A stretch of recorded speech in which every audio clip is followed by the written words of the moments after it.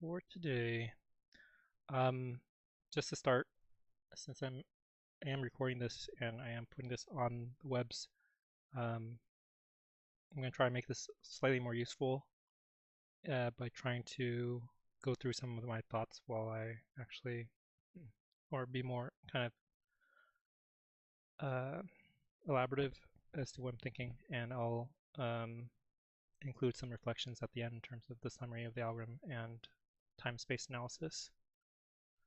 All right, let's do this. It's going to be easy, minimum recolors to get k consecutive black blocks. Okay, you're given a zero index string of blocks, blocks of length n. So let's go ahead and just create a variable to get the length of the string, which is going to be length function passing in the blocks string, where blocks of I is either white or black, or W or B, representing the color of the ith block. The characters W and B denote the colors white and black respectively. You're given an integer k, which is the desired number of consecutive black blocks. Okay, so you need to have some number of black blocks in a row. In one operation, you can recolor white block to such that it becomes a black block. Return the minimum number of operations needed such that there is at least one occurrence of k consecutive black blocks. Okay, interesting. Even though this is easy, I don't immediately have an idea as to what the solution is, so this is closer to medium in my head immediately. Okay, but let's look at some examples here. So there's two black blocks in a row, and another black block. You want to get 7 in a row. Probably the easiest one would be to color these two white ones to black. That'll get you to 6, and then color this extra white one, that'll get you 7. So you need to have 3 recolors. This one you need 2. You don't need to recolor anything because there's 2 there already. Okay. So my initial thought would be to go through each element in the array and just chunk out how many kind of consecutive whites and blacks are each chunk. So like this is 1 white followed by 2 blacks followed by 2 whites followed by 2 blacks. So just chunk it out that way because you kind of need to know that information, I think.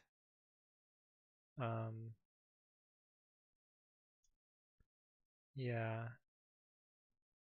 And then trivially, if there is like a chunk of blacks that is longer than the number of consecutive black blocks that you want, then you can just return 0.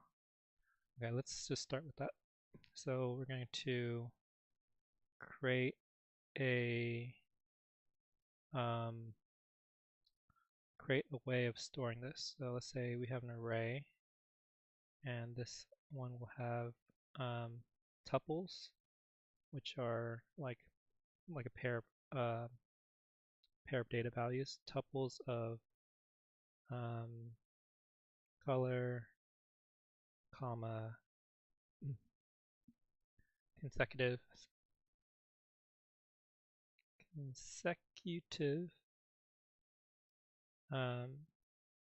in order to represent chunks in array.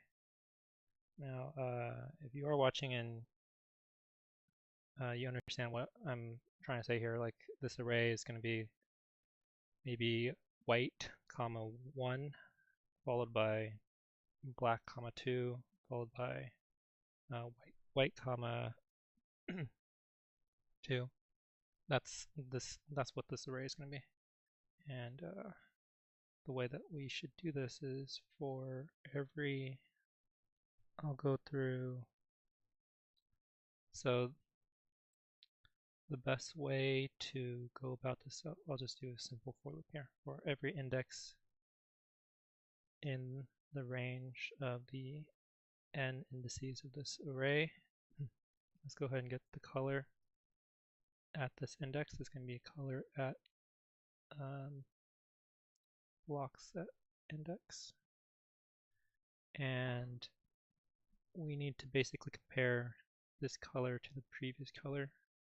I'll just have a variable that keeps track of the previous color, and I'll say the previous color is n, just to make sure that if it matches, there's no matching at the very first index. And the other thing is having a streak counter. So if like the current color matches the previous color, you increment the streak. If the color like doesn't match, then you know the streak ended. So you can store whatever the previous color streak was. Actually, maybe I should just say previous color is first color. Blocks of I, blocks of 0, and the streak is 1. And I'll start with the second element in the array, which is at index 1. Alright, so if the color matches the previous color, then we just increment the streak that we're on. Else, what we're going to do is we're going to add the tuple into the array. So it'll be like array append, and then the tuple that we want, which will be the previous color and however long the streak ended up being. And then we need just to reset the colors. So the previous color is now equal to this color, and the streak is back to 1. Note here the streak doesn't go back to 0 because once you change out the colors, this new color is like it's itself 1 in that streak. Just like we started with streak 1 here. Okay, and then we'll just for quick reference, we'll just make sure that everything's working. So we'll print out the array. And I don't think this actually works for the very last element, because the very last element could, well, does start a new streak, or continues the streak and doesn't get appended. So I need to do that at the very end here. Array.append the last color, which is going to be just the previous. You can either do color or previous color, it doesn't matter. And then whatever that streak was. Okay, let's just go ahead and check here.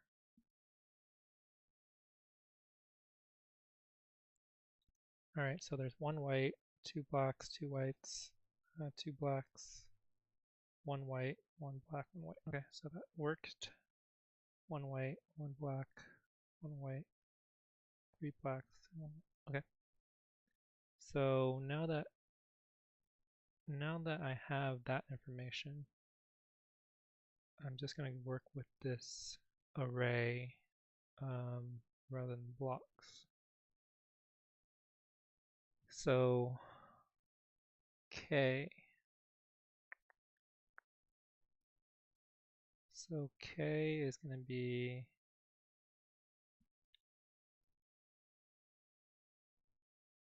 so how did I know that the 2 whites here should be recolored? So if you recolor these 2 whites, then you get 1 streak that is whatever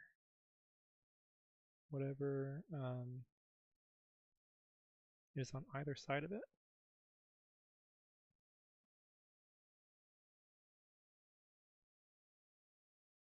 You get 1 streak that's on whatever other side of it. Huh.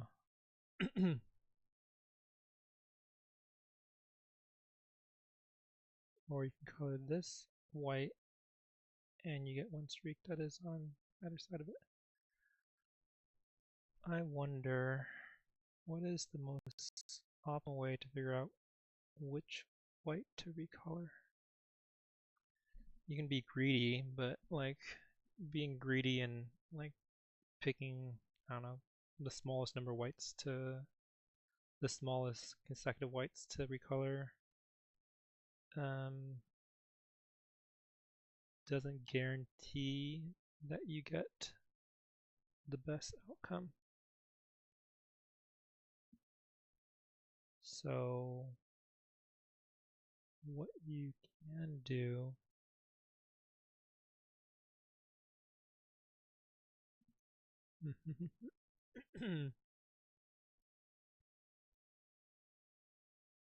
so if you recolor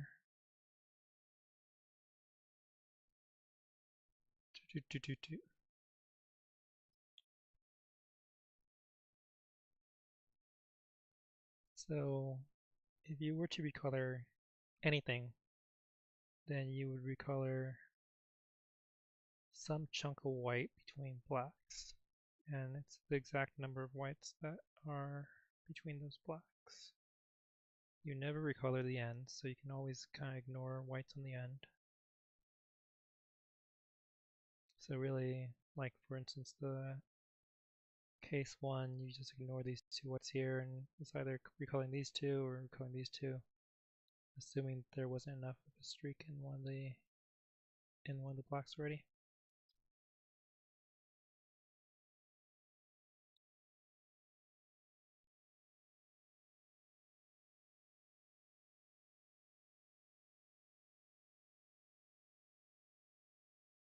Oh, this is easy. This doesn't seem very easy. So if you were to, I wonder if you just need to be, oh wow, this is not a lot of blocks. So you don't have to be very optimal here. You could just, I guess, how optimal do you have to be here?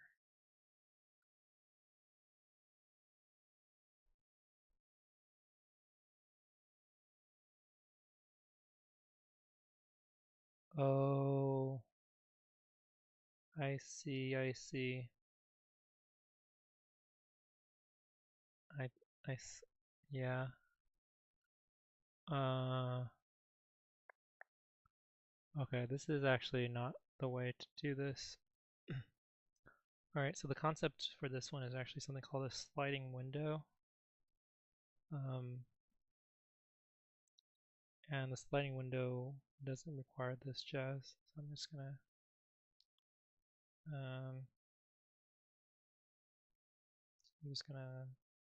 comment this out. So how the sliding window works. I think it's really not an algorithm, I don't think, it's more like a technique, but basically you keep track of a set of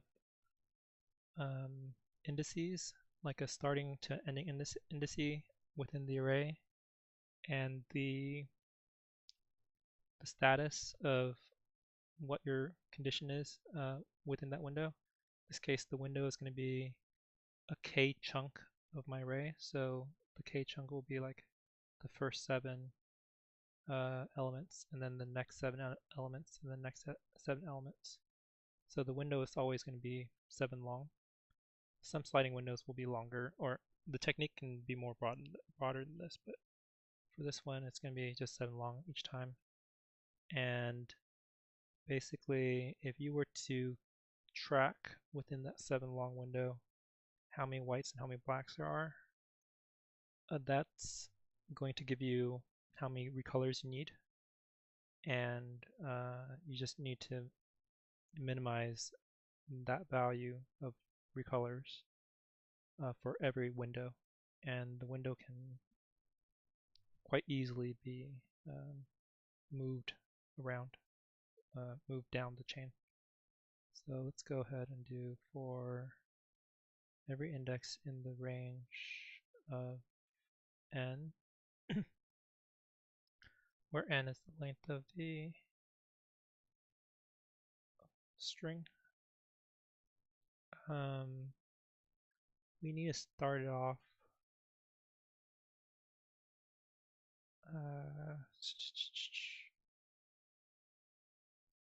Actually, let's go ahead and start our window first. So I'm going to go just to verifying that k is actually smaller than n. Okay, yeah.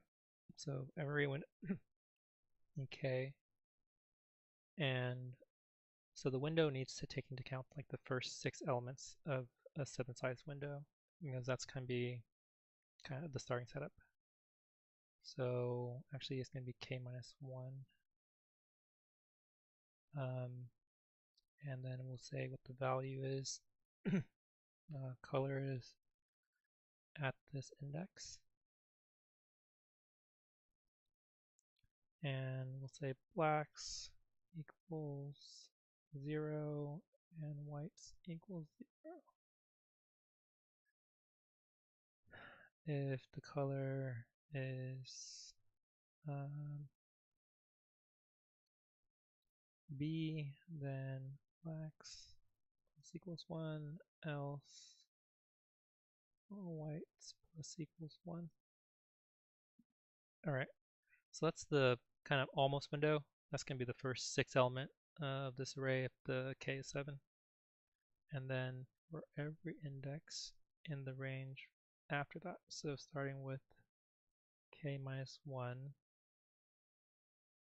all the way to n. Alright, color is equal to blocks at this index. If the color is equal to black, then blacks plus equals 1, else whites plus equals 1. Okay, so at this stage, window is k sized.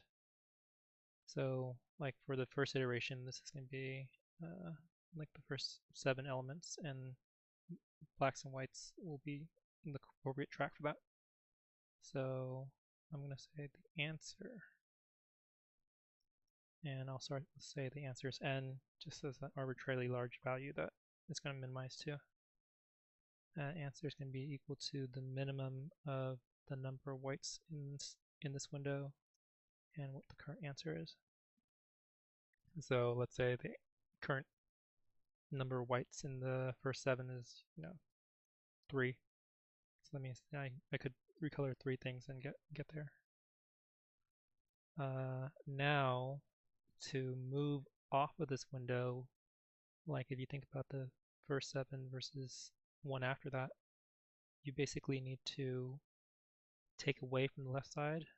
So kind of slide the window to the left on the left end, which is to say that the starting value, the left color, the left side color, is equal to blocks at index minus k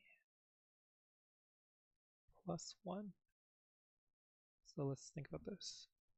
If k is 7, the 7th element is at index 6, and so index is currently 6. If you do 6 minus 7, that's negative 1 plus 1 is 0, which is going to be the appropriate left index. So yeah. And then, I wonder if there's a better way of,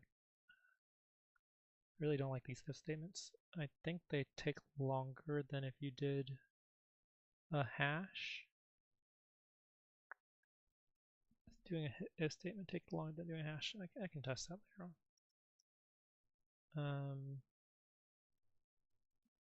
Sorry, if left color is black, then blacks minus equals 1, else whites minus equal 1.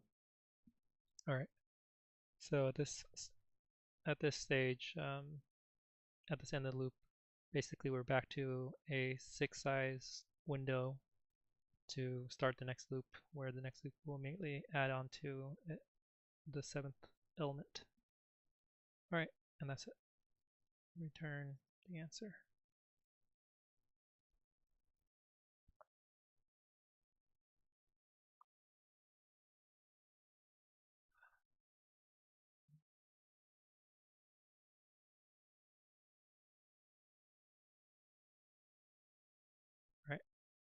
So not quite fast enough. Okay, I think these if statements can probably be changed to, let's see if a hash is actually faster. So hash in this case is kind of like dictionary. So let's say mapping is, I want to have blacks map to 1 and whites map to -1. And we'll just do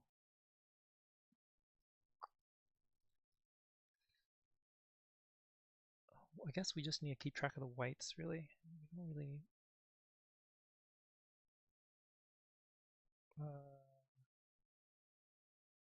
So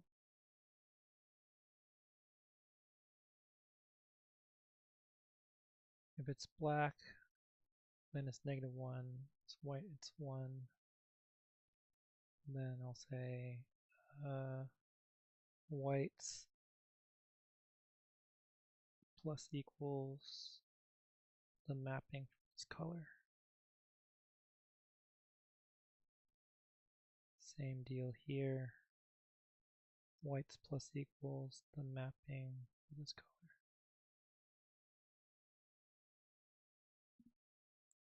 Oh, whoops. This is off. Whites plus equals the mapping for the left side color.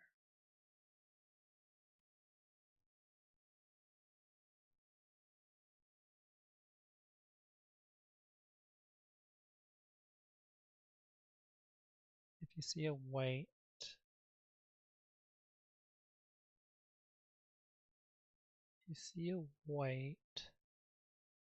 then you're going to increase your number of whites.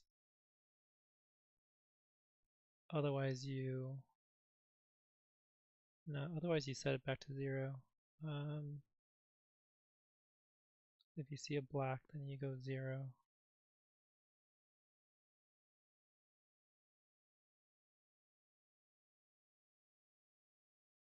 So, okay, so if the mapping is 0 for blacks, 1 for white, increment it when you see a white, that's fine. You don't increment it when you see a black.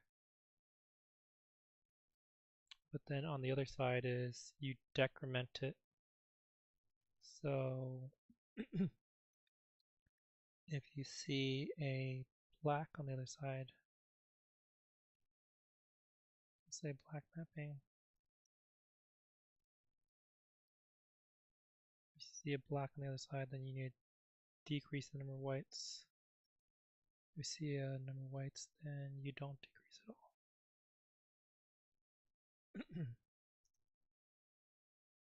I actually don't know if this is any faster.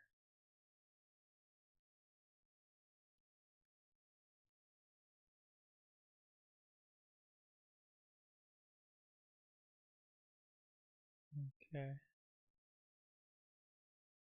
It does take out the if statement. Doesn't even work. Okay, let's just go to something like an if statement here. If color is equal to white, whites plus equals 1. Color is equal to white, whites plus equals 1.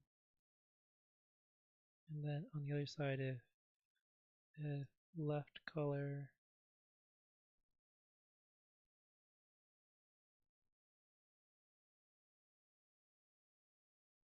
if left color is equal to black, then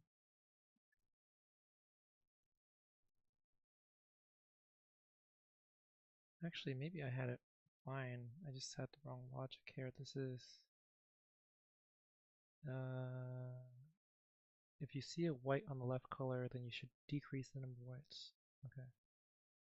So it should be minus equals mapping of the left color. Okay, gosh dang it. Whites plus equals mapping of the color. and whites plus equals the mapping of the color.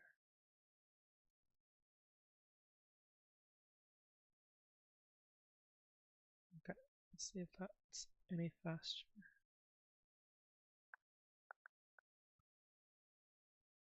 Alright, so it got to 0. Okay, well, I'm going to do one last test and see if the if this is an improvement over just using if statements. So if the color is equal to white, then whites plus equals 1. The color is equal to white,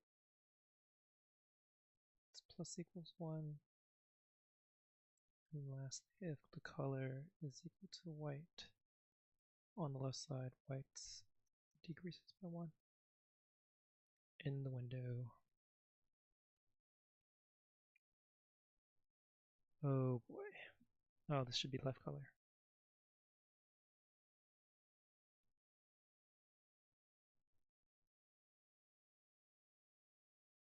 Okay, so using the mapping versus using if statements doesn't matter.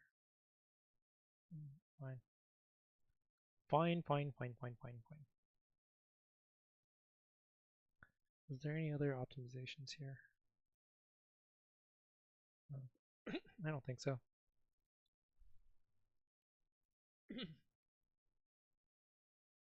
Okay, so that's the end of it. So just as a summary of the algorithm, this is a sliding window technique. You want to consider trying to get a window of size k. The window represents kind of a subarray within the array of that number of elements, and you want to maintain kind of the current calculation for that window. And basically you slide the right end of the window and you slide the left end of the window between calculations. So you start with like one less than the size of the window. Basically in this case we're counting the number of whites because that's the key number of recolors. If our window is of size k, then the number of whites represents how many colors we need, how many times we need to change colors in order to make it all black. Now, once you kind of have it set up, basically you add the last element of your window, the rightmost element. At that point, you do your calculation. You see how many whites there are, like right here. And if that number of whites that you need to recolor within that window is smaller than what your current number of recolors is, your kind of best window, then you kind of change your answer to be that, and then you kind of adjust your window on the left side. So you kind of remove the left element of your window. In this case, the left element or my window is at index whatever my current index is minus k plus 1. And then if that's a white element, then the number of whites within the window is going to go down. So yeah, in terms of time and space complexity, time or space complexity is pretty straightforward. We didn't use any extra arrays. We just need to have a couple of variables for like the number of whites, and that's pretty much it. Number of whites, the current color. So that's technically O of 1 constant space complexity. And then time complexity, in this case, if our array is of size n, we're going to do, this is O of n, I want to say space complexity, O of n times k maybe. Is it O of n or O of n times k? It's O of n. So what that means is if this was 1,000 length array or 1,000,000 length array, we'd roughly need 1,000 or 1,000,000 calculations to this. The reason why is as we iterate through the array, we go through each index pretty much once, and we do a constant number of kind of calculations on that index for that index, and so yeah, that technically combines to be open time complexity. All right, cool beans. Oh, I might do some streams of me trying the Leetcode contests. I'm not sure how that would go. I generally don't do that all that great on them, but maybe for posterity purposes, I'll